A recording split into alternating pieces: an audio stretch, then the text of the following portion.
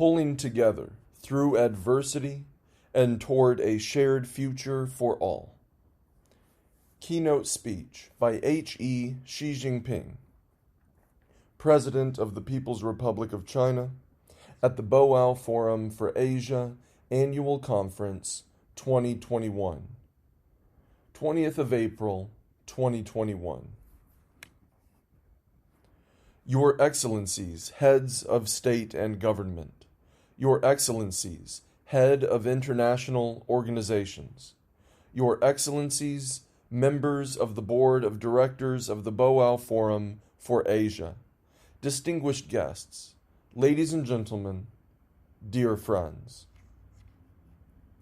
True friendship brings people close, however far apart they may be. It gives me great pleasure to attend the Boao Forum for Asia Annual Conference 2021 and meet you all in this cloud meeting. Let me begin by extending on behalf of the Chinese government and people, and also in my own name, a warm welcome to all the guests participating both in person and online, and cordial greetings and best wishes to all friends, old and new. This year marks the 20th anniversary of the Boao Forum.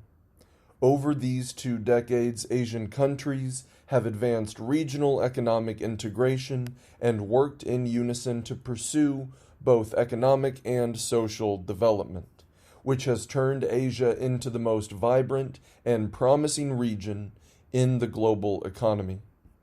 Asia also has stood with the rest of the world in the face of terrorism, the Indian Ocean tsunami, the international financial crisis, COVID-19, and other traditional and non-traditional security threats, which has helped maintain stability and security in the region.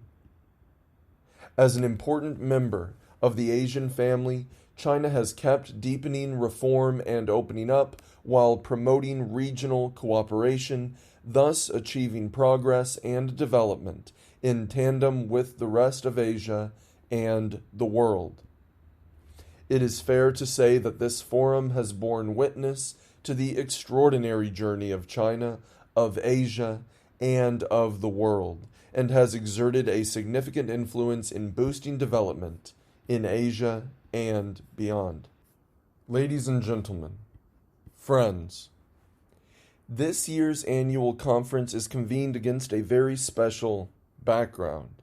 The theme of the conference, A World in Change, Join Hands to Strengthen Global Governance and Advance Belt and Road Cooperation, is most opportune and relevant under the current circumstances. Now, the combined forces of changes and a pandemic both unseen in a century have brought the world into a phase of fluidity and transformation. Instability and uncertainty are clearly on the rise. Humanity is facing growing governance deficit, trust deficit, development deficit, and peace deficit. Much remains to be done to achieve universal security and common development. That said, there is no fundamental change in the trend toward a multipolar world. Economic globalization is showing renewed resilience, and the call for upholding multilateralism and enhancing communication and coordination has grown stronger. While we live in an age rife with challenges, it is also an age full of hope. Where should humanity go from here? What kind of future should we create for future generations? As we try to answer these important questions, it is crucial that we bear in mind the shared interests of mankind and make responsible and wise choices. China calls on all countries in Asia and beyond to answer the call of our times, defeat the pandemic through solidarity, strengthen global governance, and keep pursuing a community with a shared future for mankind. We need consultation on an equal footing to create a future of shared benefits. Global governance should reflect the evolving political and economic landscape in the world, conform to the historical trend of peace, development, and win-win cooperation, and meet the practical needs in addressing global challenges. We need to follow the principles of extensive consultation, joint contribution, and shared benefits, uphold true multilateralism, and make the global governance system more fair and equitable. We need to safeguard the UN-centered international system, preserve the international order underpinned by international law, and uphold the multilateral trading system with the World Trade Organization at its core. World affairs should be handled through extensive consultation, and the future of the world should be decided by all countries working together. We must not let the rules set by one or a few countries be imposed on others, or allow unilateralism pursued by certain countries to set the pace for the whole world. What we need in today's world is justice, not hegemony. Big countries should behave in a manner befitting their status and with a greater sense of responsibility. We need openness and innovation to create a future of development and prosperity. Openness is essential for development and progress. It also holds the key to post-COVID economic recovery. We need to promote trade and investment, liberalization, and facilitation, deepen regional economic integration, and enhance supply, industrial data, and human resources chains, with a view to building an open world economy. We need to deepen partnerships for connectivity and strengthen infrastructural links to keep the arteries of economic activities unclogged. We must seize the historical opportunities in a new round of scientific and technological revolution and industrial transformation, boost the digital economy, and step up exchanges and cooperation in such areas as artificial intelligence, biomedicine, and modern energy, so that the fruits of scientific and technological innovation can be turned into greater benefits for people in all countries. In this age of economic globalization, openness and integration is an unstoppable historical trend. Attempts to erect walls or decouple run counter to the law of economics and market principles. They would hurt others' interests without benefiting oneself. We need solidarity and cooperation to create a future of health and security. In the ongoing fight against COVID-19, victory will be ours at the end of the day. We must put people and their lives above anything else, scale up information sharing and collective efforts, enhance public health and medical cooperation, and give full play to the key role of the World Health Organization, WHO. It is important that we bolster international cooperation on the R&D, production, and distribution of vaccines and increase their accessibility and affordability in developing countries so that everyone in the world can access and afford the vaccines they need. It is also important that we take comprehensive measures to improve global governance on public health security and work together for a global community of health for all. We need to follow the philosophy of green development, advance international cooperation on climate change, and do more to implement the Paris Agreement on climate change. The principle of common but differentiated responsibilities must be upheld, and concerns of developing countries on capital technology and capacity building must be addressed. We need commitment to justice to create a future of mutual respect and mutual learning. Diversity is what defines our world and makes human civilization fascinating. The COVID-19 pandemic has made it all the more clear to people around the world that we must reject the Cold War and zero-sum mentality and oppose a new Cold War and ideological confrontation in whatever forms. In state-to-state relations, the principles of equality, mutual respect, and mutual trust must be put front and center. Bossing others around or meddling in others' internal affairs would not get one any support. We must advocate peace, development, equity, justice, democracy, and freedom, which are common values of humanity, and encourage exchanges and mutual learning among civilizations to promote the progress of human civilization. In this context, I would like to announce that once the pandemic gets under control, China will host the second Conference on Dialogue of Asian Civilizations as part of our active efforts to promote inter-civilization dialogue in Asia and beyond. Ladies and gentlemen, friends, I have noted on various occasions that the Belt and Road Initiative, BRI, is a public road open to all, not a private path owned by one single party.